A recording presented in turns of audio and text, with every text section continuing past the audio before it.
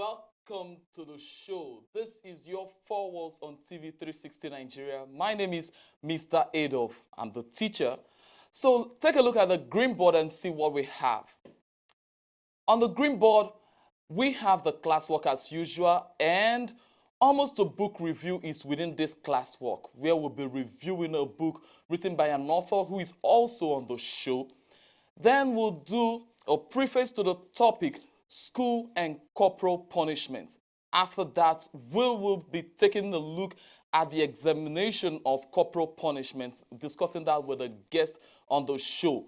So, before we do anything further, let's get introduced to that school and corporal punishment.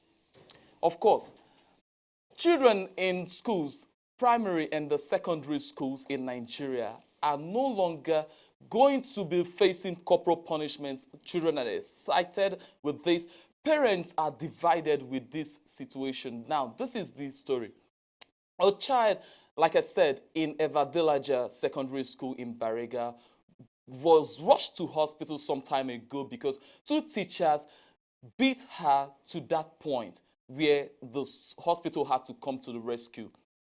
Federal government and state governments jumped in saying no child should be flogged in school. But then, children are going wayward. The society is decaying. And who is going to come to rescue? Because parents are saying that no teacher should flog their children in schools. Not all parents do, but as many parents would say, that some teachers pass their frustration to the children. I don't know how this is going to play out. But then I have an expert. He's a publisher. He's a parent too. Then he's a creative writer. He is Adeyeye Tunde. Welcome to the show. Thank you very much. You're welcome, sir. Adeyeye, you're a parent first and foremost, apart from being a publisher, public speaker, and so on. Let's begin with your children. Yeah. How would you see your children being punished in schools with whatever the material is, the cane or belt, as the case may be? Okay, well, first thing we need to understand is this. Everything on earth functions by instruction. So one of the ways to instruct children is through punishment. You need to define the punishment that you Yeah. mean. So what I mean by that kind of punishment is that we have to be creative with our punishment. It's not that beating people with rod or with something that can cause injury to the children. I believe that we can punish them in so many ways that will not infringe, that will not cause injury to them, which is very, very important. Okay, the parents now are saying that some teachers push their frustration on the children, thereby inflicting serious injuries on the children. But then, the governments who are backing some of these parents, some of these officials were raised through this medium of corporal punishments and all of that. How would you assess the punishment level that children, especially in the public schools, face? Do you think that corporal punishments given to children for corrections are to inflict injuries? No, not at all. What kind of school did you attend? You attended the public school Actually, system. my children attend private school. I'm talking about you. Personally, I attend public school then, and I was subject to that kind of punishment, but not the one that will cause injury on me. All right. So I support that we cannot remove punishment from the classroom. It's very, very important. But at the same time, we need to balance issue. We should not beat them to the point of bleeding or anything. I can't say we should totally withdraw punishment from the system. It's not okay at all because of the future of those children. But discipline is very, very important to their destiny. Okay. Now, let's break it down to having to withdraw corporal punishments from schools. Let's see the effect that this could have on the society at large. When the eradication of corporal punishments are reduced in schools, it begins from the classroom. You understand that some child would not fear the parents. But then, whenever you tell the child that you're going to report certain issues to the class teacher, that child would never do such thing. But at this point, teachers are now saying that children do not fear them. Let's begin with the effect that would have. Yeah, before we start talking about the effect it will have on the society, let's look at the teacher in the classroom first. Yes. Number one, the teacher is not more confident again to pass the instruction to them because they are not empowering them if they can't punish the children. So when a teacher sees a child misbehaving in the class and he knows that he must not beat them, so such a teacher will not know what to do in that situation. So as a matter of fact, the teacher is not being empowered at all to do their normal correctional assignment. But whether we like it or not, education involves correction. Correction means correct action. So when we don't correct them in the classroom, they can't take a correct action outside. And then on the society generally, a society without discipline will resort into what we are seeing today. So that we have to make sure that we go back to the foundation, to the root, and train them properly and give them a good training, a good discipline. All right, some experts on this issue are saying that before you raise a cane to beat a child, before you assign a certain corporal punishment to any child, there are methods that a trained teacher must assess. Now we're looking at a system where there are no much trained teachers, where we bring in a lot of untrained teachers, unprofessional teachers into the system. How can you say that it will be easier for the government to even manage the situation now than not allow the children to rotten away? Now, if you look at that, we must be very careful the quality of the people we are bringing in to train our future leader. So the government must be responsible in that area if it is government school. Even the private school, they do that very well. They don't just bring any out teacher to their classroom. But classroom is a place where a future leader is being brought up. So it's a very sensitive place. And we must be very careful who is handling them. That's why that we should be sure that we engage professional teachers, not just pick any teacher on the street. But we want to pay them less money, so come, you can teach, and all those things. No. Imparting knowledge is a very critical area. And we should be very careful who we give that assignment to. Okay, let's look at the other alternatives apart from corporal punishment.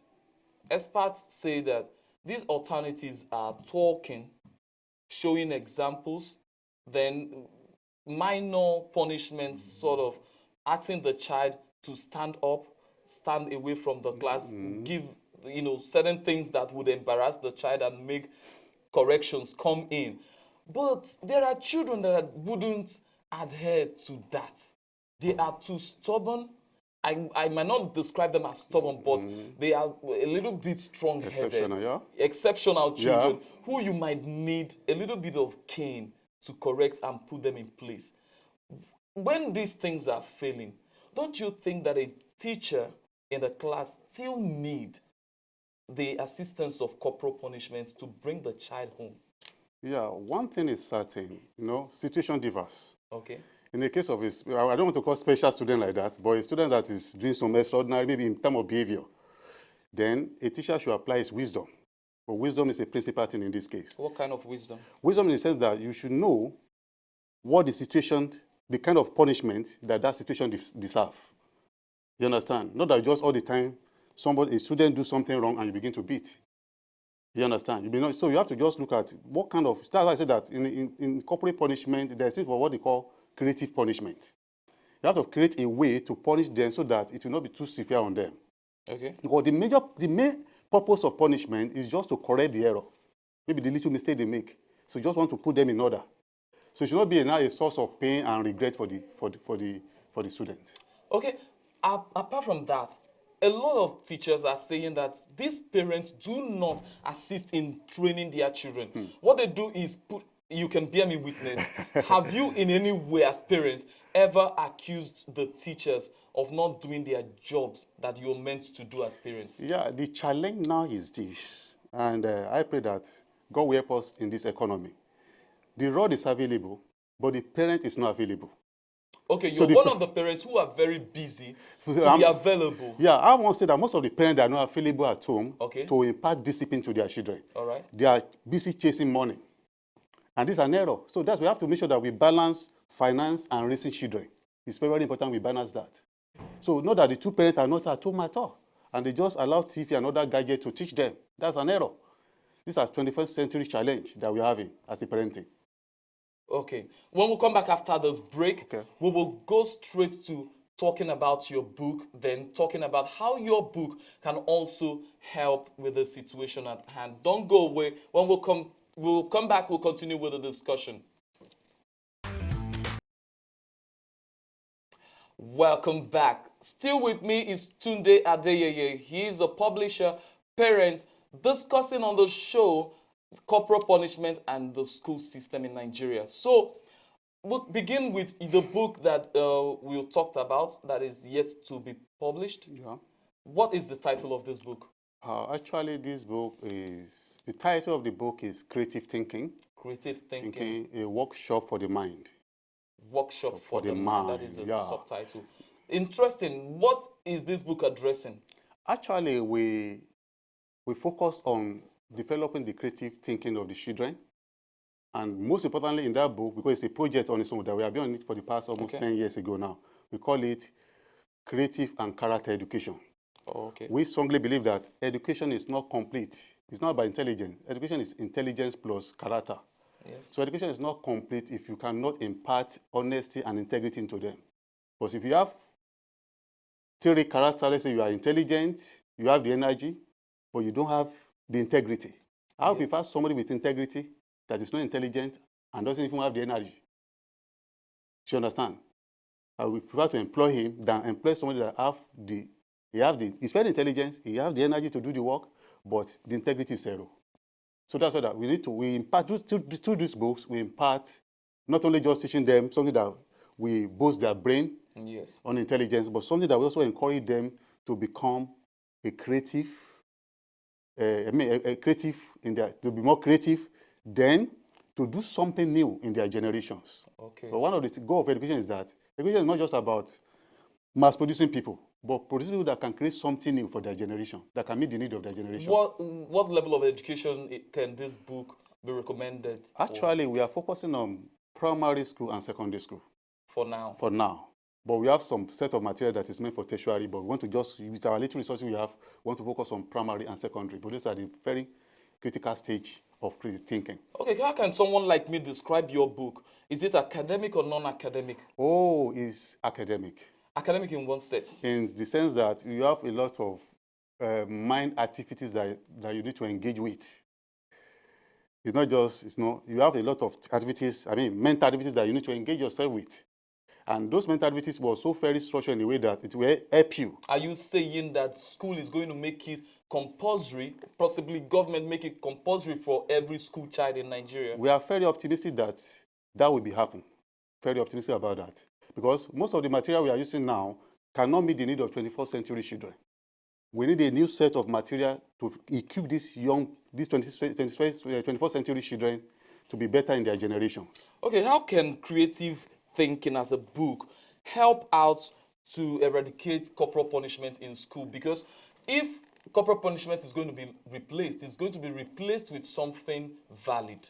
Can this book do that job? Yeah, this book has a role to play. Because one of the major assignments in this book is that it engages your mental capacity. When you are doing the activities inside the book, you will be very occupied. All right. So because an idle man is a deaf workshop. Okay, give me an example of such activities in this creative thinking book. Actually, we structured the book on a 30 creative chapter. One of the chapters is called Change Within. Okay. And we believe that change starts within you. It doesn't start from the outside. Okay. So we create some activities that we teach them to start looking inside, not just focusing on the outside. But outside may be rotten, but when inside of you, there's a greatness inside of them. So by the time they begin to do those exercises, they're able to say, okay, man, this is what I'm going to do with my life. Then we also have another topic called positive mindset. All right. For example, now, when you look at the word poverty, okay. When you split that word, we come there how to split things into. When you look at the word poverty, you can split them into maybe, it's a 7, how many letter word there? Poverty. So it's a 7 letters word. Mm-hmm. So we ask them to split those letters to look positive inside that situation. When you split that word, it gives you very top. That is, even in poverty situation, you still have a great opportunity to come to the very top of your career in life. How are you going to get the teachers involved in that method of teaching Is- using this book? Yeah, we have instructional aspect of for the teachers how to use the books, inside the books. Okay. But as a matter of fact, we have gone from one school to another school to experiment the concept. And most of the time, the children just say, wow, this is good. It's helping them to think very creatively. It's helping them to think beyond what they have in the classroom. For example, now if I give you if I say 4 plus 10, your normal answer is that we want to say 14. But in the option, there's no 14 there. Oh. So because the challenge of the future is not about what they taught you in the school. You're going to face another thing entirely. So this book prepared them to just go beyond what they have in the classroom. Okay. Lastly, before we do the grading, because we always grade the segment, Okay.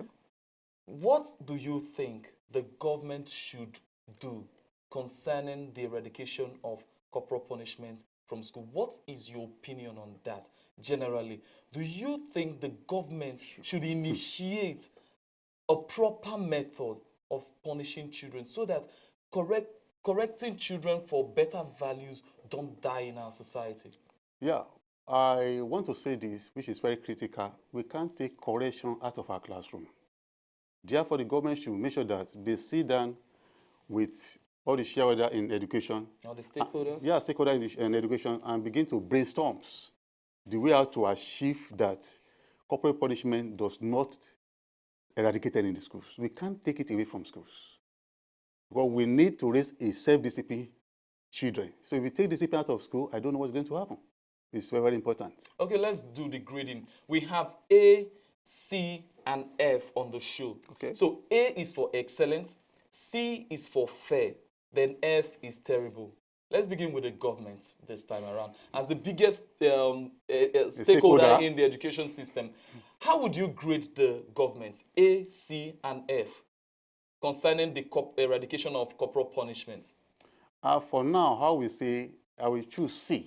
C. Yeah. You have your reason? Yeah, because the government has not even so certain yet whether to totally eradicate corporal punishment in the system. They are still debating over it. Okay, how would you grade the parents who sometimes find it difficult to accept their children being punished in school in any way? Yeah, to me, I will say the terrible.